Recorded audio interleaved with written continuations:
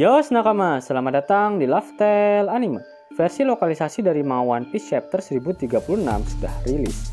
Nah, saatnya untuk Mimin mengenal Isis dan membreakdown manga One Piece chapter 1036 kali ini. Dalam video kali ini, Mimin akan membahas poin-poin penting dari manga One Piece chapter 1036. Dan apabila kalian ingin menonton video review untuk manga One Piece chapter 1036, silahkan klik link yang ada di pojok kanan atas ya nakama. Poin penting yang pertama adalah Roronoa Zoro, sang Raja Neraka. Yap, betul. Zoro sendirilah yang mendeklarasikan dirinya sebagai Raja Neraka. Tidak heran mengapa Zoro mengambil julukan tersebut, mengingat pedang yang dia gunakan saat ini adalah Enma. Enma sendiri jika dilokalisasikan akan memiliki arti sebagai Raja Neraka. Selain itu, teknik baru Zoro setelah berhasil membangkitkan haki rajanya, yaitu menjadi No Santoryu. Teknik tiga pedang Raja Neraka dan No Santoryu alias tiga pedang naga Raja Neraka. Nah, kata-kata Zoro yang ingin menjadi Raja Neraka ini diucapkan setelah dia mengingat perkataannya pada Luffy, jika dia tak akan pernah kalah sampai Luffy berhasil menjadi Raja Bajak Laut. Berbicara mengenai Raja Bajak Laut, Goldie Roger memiliki tangan kanan sekaligus wakil kapten yaitu Rayleigh, dan dirinya pun memiliki gelar Raja Kegelapan. Apakah hal ini hanyalah sebuah kebetulan yang sangat membagongkan? Luffy sebagai Raja Bajak Laut masa depan dan Zoro sebagai tangan kanannya sekaligus wakil kaptennya yang dijuluki sebagai Raja Neraka. Oda memang tidak pernah mengatakan secara resmi jika Zoro adalah sosok wakil kapten dari bajak laut topi jerami. Namun Oda sering menggambarkannya secara tersirat. Contohnya saja, seperti Zoro yang selalu mendapatkan lawan orang nomor 2 di kru musuh. Kemudian pada Color Spirit manga One Piece chapter 1031, Zoro digambarkan bersama para wakil kapten dan orang terkuat kedua di bajak lautnya masing-masing. Dan pada chapter 1036 kali ini juga, apabila kalian sadari, Zoro bertarung dengan King di area menara otak kanan Onigashima. Sedangkan Sanji bertarung melawan Queen di menara otak kiri tengkorak Onigashima. Di mana secara tak langsung, Oda ingin mengkonfirmasi jika Zoro adalah tangan kanan Luffy dan Sanji adalah tangan kiri Luffy. Poin penting yang kedua yaitu pertarungan antara Zoro melawan King yang katanya berakhir prematur.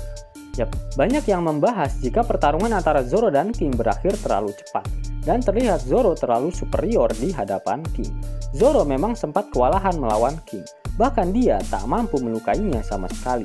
Namun setelah dia membangkitkan haki rajanya dan dia gunakan untuk melapisi pedang miliknya, semua berubah 180 derajat. Bukan Mimin ingin melebih-lebihkan, namun setelah Zoro membangkitkan haki rajanya, dia sudah layak untuk berhadapan dengan seekor Yonko. Apakah nakama ingat, pada manga One Piece chapter 1002, Zoro menggunakan teknik Kiryukaen dengan pedang Enma-nya ke arah Kaido. Dan saat itu juga Big Mom meneriaki Kaido untuk menghindari serangan Zoro tersebut. Walhasil serangan Zoro tersebut meleset dan malah memotong salah satu tanduk dari tengkorak raksasa Onigashima. Kemudian pada manga One Piece chapter 1035, Zoro menggunakan teknik No Santoryu 103 Emotions Flying Dragon Hell Blast untuk mengalahkan King, di mana teknik tersebut adalah upgrade dari teknik Kiryukaen milik Zoro yang sempat membuat Big Mom ketar-ketir. Sehingga wajar apabila King kalah oleh Zoro dalam satu serangan tersebut. Kaido pun pasti akan mendapatkan luka permanen jika terkena serangan tersebut. Poin penting selanjutnya adalah mengenai hubungan ras Lunarian dengan Joy Boy. Pada manga One Piece chapter 1036 terungkap fakta jika King sebagai ras Lunarian juga menunggu sosok Joy Boy yang dapat mengubah dunia yang busuk ini. Nah, dengan terkuaknya fakta ini, terdapat dua ras yang menunggu kedatangan dari sosok Joy Boy, yaitu ras manusia ikan dan ras Lunarian, di mana kedua ras ini bertempat tinggal di area Red Line. Ras manusia ikan di bawah Red Line, sedangkan ras Lunarian tinggal di atas Red Line.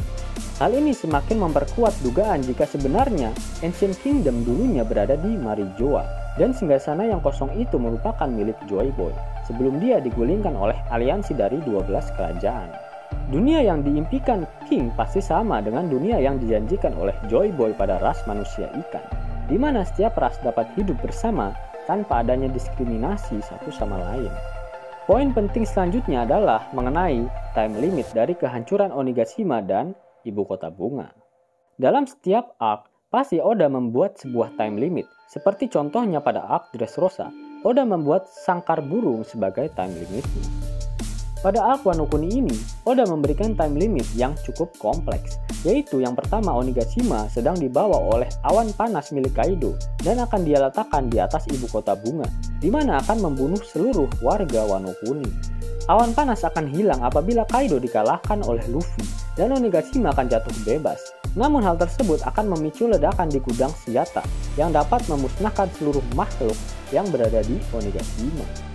Namun saat ini terdapat Kazenbo, perwujudan iblis api dari gambaran Kanjuro yang sebentar lagi sampai ke gudang senjata untuk meledakkan Onigashima, meskipun Onigashima tidak jatuh. Yamato saat ini juga sudah berada di gudang penyimpanan senjata milik Kaido. Dalam One Piece Magazine volume ke-10, dikatakan jika salah satu kekuatan dari buah iblis lelembut Ouguchi no Makami milik Yamato, yaitu dapat mengeluarkan hembusan es yang mampu membekukan apapun. Sehingga misi penyelamatan Onigashima dan Ibu Kota Bunga sudah tergambar dengan jelas, di mana Momonosuke akan terus menarik Onigashima menjauhi Ibu Kota Bunga, sedangkan Yamato akan membekukan Kazenbo beserta seluruh peledak di dalam gudang senjata. Sehingga ketika Luffy berhasil mengalahkan Kaido, Onigashima akan tetap jatuh, namun jatuhnya bukan di Ibu Kota Bunga, dan ketika jatuh, tak akan terjadi ledakan yang dahsyat. Poin penting selanjutnya adalah Scratchman Appo.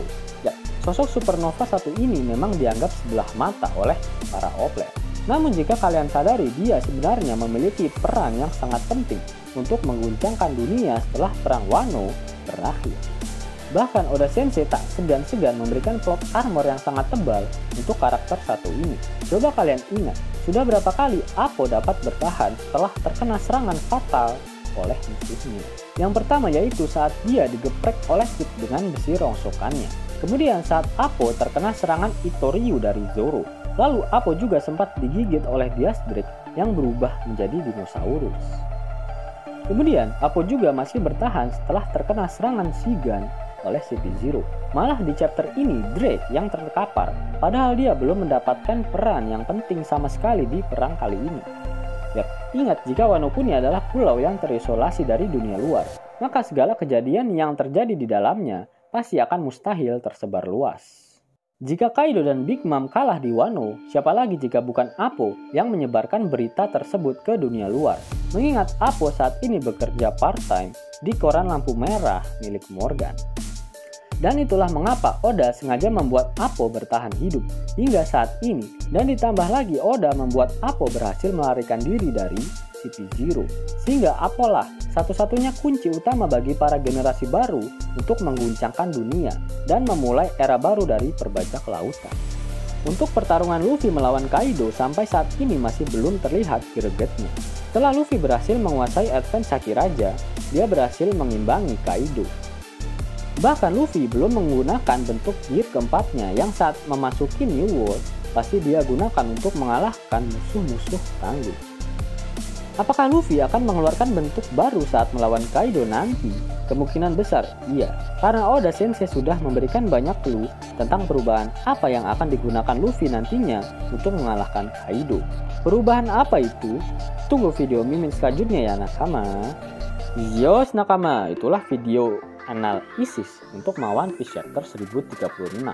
Jika nakama menyukai video ini, jangan lupa klik like, share, dan subscribe channel ini ya, agar nakama semua tak ketinggalan info menarik seputar One Piece. Arigato.